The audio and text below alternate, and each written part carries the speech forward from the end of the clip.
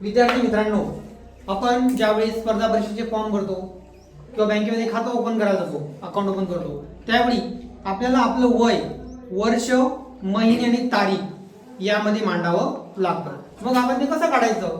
तर आपण दोन एक्झाम्पल घेऊ. तुझी जन्मतारीख सांग. 8/4/2013. पहिलं एक्झाम्पल घेतलं.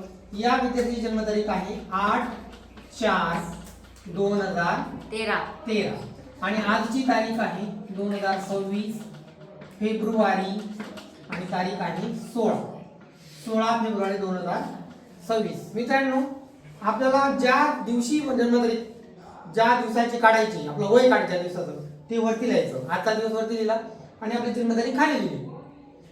आता कॅल्क्युलेट करताना सर्वात प्रथम एक गोष्ट लक्षात घ्यायची की वरचे अंक मोठे पाहिजे, खालचे अंक लहान पाहिजे. कारण लहान संख्येतून मोठी संख्या जाते का? नाही. या ठिकाणी वर्ष बरोबर आहे, पण महिना छोटा आहे, 2 आहे, इथं 4 आहे. म्हणून आपण काय करायचं? याच्यातून एक वर्ष कमी केलं, काय होईल? 2025 होईल. एक वर्ष म्हणजे किती महिने? 12 महिने. 12 महिने अधिक 2 महिने किती झाले? 14 महिने. आता 16, 8, 14, 4, 25 आणि 13 आरामशीर वजाबाकी होऊ शकते.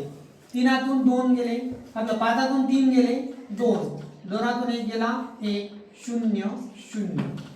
14तून 4 गेले 10 आणि 16तून 8 गेले 8. या विद्यार्थ्याचं वय आहे 12 वर्ष, 12 इयर्स, 10 मंथ, 10 महिने आणि 8 दिवस, 8 डेज. इतकं ॲक्युरेट आपल्याला कॅल्क्युलेट करता येतं. 12 वर्ष, 10 महिने, 8 दिवस. अजून एक उदाहरण घेऊया आणि आपण पुन्हा समजून घेऊया. तुझी जन्मतारीख सांग. 27/5/13.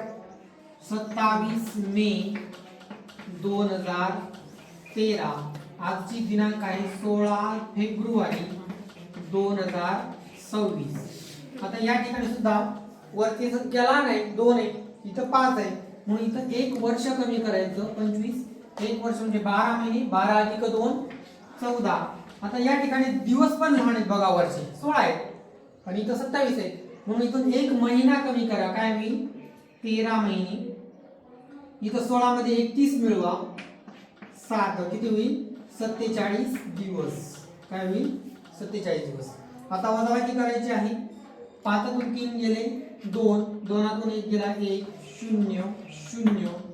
13 मधून 5 गेले किती उरतात? 8 आणि 7तून 7 गेला 0, 4तून 2 गेले 2. या विद्यार्थ्याचं वय आहे 12 वर्ष, 8 महिने आणि 20 दिवस. अशा प्रकारे आपलं वय आजच्या तारखेला वर्ष, महिने आणि दिवस यामध्ये आपल्याला कॅल्क्युलेट करता येतं. आपण प्रत्येकाने आपली जन्मतारीख आजच्या दिवसातून वजा करावं आणि अशा प्रकारे तुमचं उत्तर येतं की नाही बघा. Okay, thank you.